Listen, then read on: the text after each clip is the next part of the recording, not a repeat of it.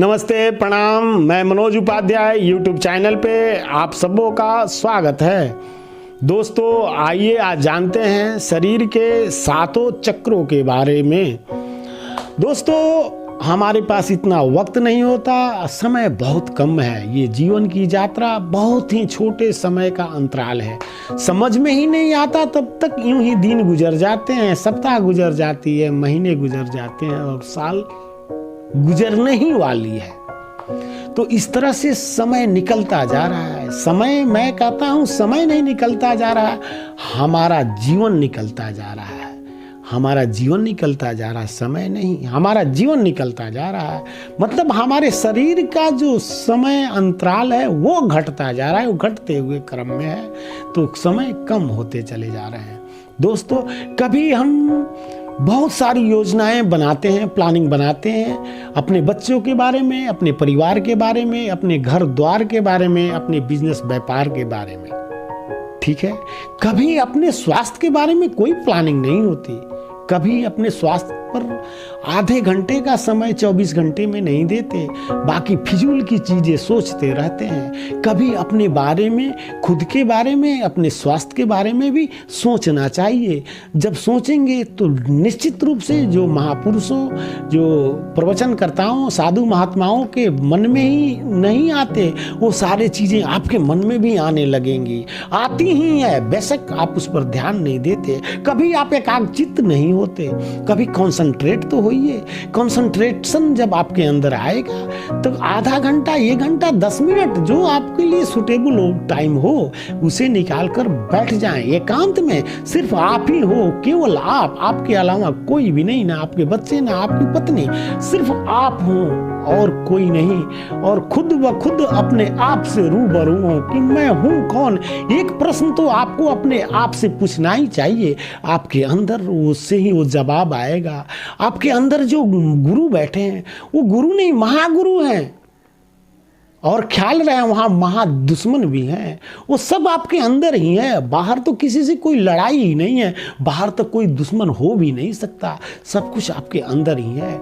Depend करता है कि आपका बर्ताव कैसा है, आप किन चीज को ऊपर लाते हैं। यही सारी भागा भागी आपन धापा के बीच एक रहस्य है कि खुद से रूबरू होना। खुद से रूबरू होंगे, फिर आपकी सारी परतें खुलती चली जाएंगी। फिर किसी यूनिवर्सिटी, किसी विश्वविद्यालय, किसी विद्यालय में पढ़ने की, किसी प्रोफेसर से अध्ययन शिक्षा लेने की, किसी मंदिर मस्जिद में जाने की, किसी मठ आश्रम में से प्रेरणा लेने की कोई आवश्यकता नहीं है। खुद ब खुद आपके अंदर वो सारी चीजें हैं। जरूरत है आप उसके ऊपर जो थोड़ी सी धूल जमी हुई है अज्ञानता की, इस भागम भाग ने जमा रखा है, इसको थोड़ा साफ करें, हटाएं। फिर असली हीरा है, खुद ब खुद आपको दिखने लगेगी। फिर कोई चीज आपसे दूर ही नहीं रहेगी। अभी जो मेरा नाम मेरे घर वालों ने तय किए, ये मेरा नाम है जो लोग मुझे बुलाते हैं, मैं पहचाना जाता हूं आपके बीच। लेकिन क्या मैं यही हूं? ये प्रश्न तो प्रत्येक व्यक्ति को पूछना चाहिए। ये कब पूछ सकते हैं? जब आप बिल्कुल एकांत में हो, कोई वहां ना हो, किसी की ध्वनि आपके कानों में ना जाए, बिल्कुल आप कंसंट्रेट हो जाएं। फिर देखिए सारी परतें खुलने लगेंगी और आप किसी से कम नहीं है, आप किसी से कमजोर नहीं है। आपको के ताकत अपार है। आप अपार संभावनाओं से घिरे हुए हैं। आपके अंदर तो अनंत संभावनाएं हैं जिसे जागृत करने की आवश्यकता है। जो मनुष्य जितना जागृत कर पाता है उतने तक सफल होता है। लेकिन डिपेंड करता है कि उसकी क्षमता और पात्रता पर। तो क्षमता और पात्रता ऊर्जा से आती है। ऊर्जा कहाँ से आएगी? तो आपको कल मैंने बताया कि 90% ऊर्जा ऑक्सीजन से आती है। 10% में भोजन खान पान है। फिर 10% के लिए इतना हो अल्लाह क्यों नहीं 90% के बारे में थोड़ी ध्यान रखी जाए। हम 90% के बारे में सोचते ही नहीं, इस 10% के चक्कर में खुद को मार डालते हैं। मेरा आपसे विनती है कि 10% के चक्कर में मत मारिए। मारना ही है तो 90% के चक्कर में मारिए, जो मरने नहीं देगा, आपको एक सुखद आनंददायक जीवन देगा। तो दोस्तों, सातों चक्र, मल के द्वार पर जो चक्र होता है उसे मूलधार चक्र कहते हैं, इंग्लिश में रूट चक्र कहते हैं। दूसरा नाभि के नीचे 4 अंगुला नाभि के नीचे स्वाधिष्ठान चक्र होता है, जिसको एस्केलर चक्र इंग्लिश में कहते हैं। तीसरा नाभि के बीचों बीच मणिपुर चक्र होता है, जिसे इंग्लिश में सोलर चक्र कहते हैं। चौथा अनाहत चक्र होता है, जिसे इंग्लिश में हार्ट चक्र कहते हैं, जो हृदय के बीचों बीच होता है। पांचवा थ्रोट चक्र इंग्लिश में कहते हैं, जो गले के बीचों बीच होता है, विशुद्धि चक्र। ठीक है।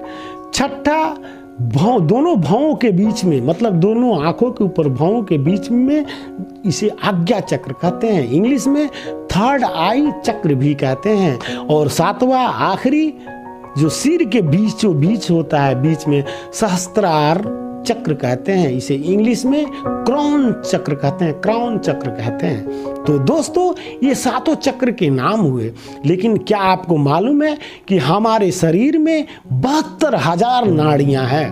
कितनी? 72,000।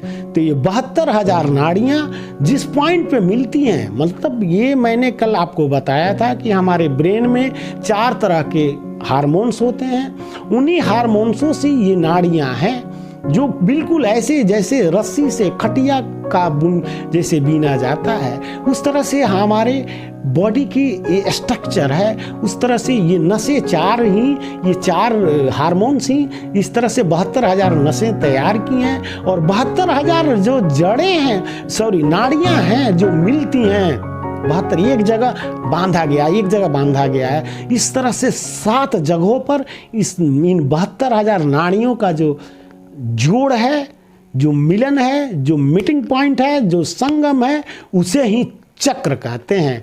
तो 1 से लेकर 7 चक्र के नाम मैंने आपको नेपाली, हिंदी और इंग्लिश में बताए। अब आप जो हैं समझदार हैं, समझते हैं ये चक्र ऊर्जा के केंद्र हैं। तो ये जो हम श्वास की हमारी प्रक्रिया है, हम सांस कैसे लेते हैं? बिल्कुल शॉर्ट ब्रीथ, छोटी सी सांस लेने में भी कंजूसी, सांस खींचते नहीं हैं, हल्का लीके, और मानो कि हमारा फेफड़ा अचार लगाने के लिए है या बाद में, इसमें भी कंजूसी करते हैं, जो 40% भी फूलता नहीं। फेफड़े को तो 100% फूलना चाहिए और सिकुड़ना चाहिए। 40% छोटी सी सांस ली, शॉर्ट ब्रीथ, और बस ऊपर से ही फेंक दिया। तो आपको मालूम है जब 90% ऊर्जा सिर्फ ऑक्सीजन से आता है, और मूर्ख आपने ऊपर से ही 2 सेकंड में निकाल के फेंक दिया, वो आपके भीतर गया ही नहीं, सारा कचरा रह गया। ऑक्सीजन जब तक आपके इनर पार्ट्स में, आपके भीतर के सूक्ष्म से सूक्ष्म अंगों तक नहीं पहुंचता, तब तक आप ऊर्जावान नहीं होंगे, तब तक आप स्वस्थ नहीं होंगे। चाहे दुनिया की कोई भी औषधि खा लीजिए, चाहे अमेरिका, ब्रिटेन, कहीं किसी डॉक्टर से जाकर कितना बड़ा भी चीड़-फाड़ करवा लीजिए, आपके बॉडी के अंदर प्रत्येक सूक्ष्म से सूक्ष्म अंगों तक ऑक्सीजन पहुंचना चाहिए, जो 90% ऊर्जा हमारे शरीर को प्रदान करता है। तो ये कब संभव होगा?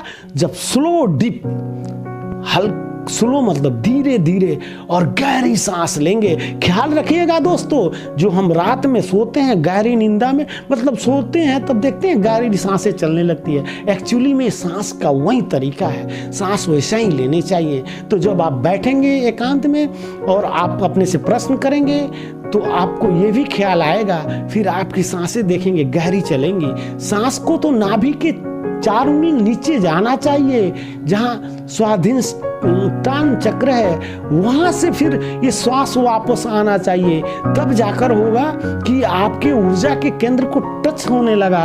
फिर ये ऑक्सीजन आपके प्रत्येक सूक्ष्म से सूक्ष्म भीतर सभी शारीरिक अंगों तक पहुंचेगी, तब ये सारी शारीरिक अंगे दुरुस्त रहेंगी, आप स्वस्थ रहेंगे, दीर्घायु जिएंगे, आनंदमय जिएंगे, आपके मन में सकारात्मकता ही रहेंगी, पॉजिटिविटी ज़्यादा रहेंगी, निगेटिविटी खत्म होती चली जाएंगी। तो ये बातें हैं दोस्तों, खुद के लिए थोड़ा समय, बस निवेदन है मेरी आपसे, निकालिए। ये जरूरी नहीं है कि कोई बहुत बड़ा विद्वान कुछ बताए या वही जानता है जो आप समझेंगे नहीं। खुद खुद खुद के लिए मौन सबसे बड़ा साधन है, सबसे बड़ा अस्त्र है। मौन हो जाइए, चुप हो जाइए, चुप होइए। नहीं होता है तो रोज आधा घंटा, 1 घंटा या 10 मिनट से शुरू करें। मौन रहने की कोशिश कीजिए और आधा घंटा, 1 घंटा, 10 मिनट कभी अकेले में बैठे, एकांत में बैठे और फिर मैं हूँ कौन, मुझे करना क्या चाहिए, ये प्रश्न जरूर पूछें और अपने स्वास्थ्य के प्रति जागरूक हों। सभी आपका शरीर, आपको मालूम है, शरीर ही खुद सभी बीमारियों को ठीक करता है। कोई डॉक्टर नहीं ठीक करता, कोई दवाइयाँ नहीं ठीक करती, वो भीतर ही भीतर सब हीलिंग होते हैं। ये कॉस्मिक एनर्जी है, ये परमात्मा का जो ऊर्जा का स्रोत है, उसके मार्फत ही सब हीलिंग होती है, सब कुछ दुरुस्त होता है। बस जरूरत है हमें अपनी पात्रता को, अपने आप को पात्र बना देना। बस पात्र बन जाइए। सब बरसात हो रही है, आप उस बारिश से चूकेंगे नहीं, फिर तो आपकी जय जय ही है। तो दोस्तों फिर से आज वही अपील, मेरे चैनल को सब्सक्राइब करना कृपया ना भूलें। और साथियों दे मुझे इजाज़त, कल फिर मिलूंगा नए विचारों के साथ। तब तक आपका दिन शुभ हो और बहुत बहुत धन्यवाद मुझे सुनने और देखने के लिए।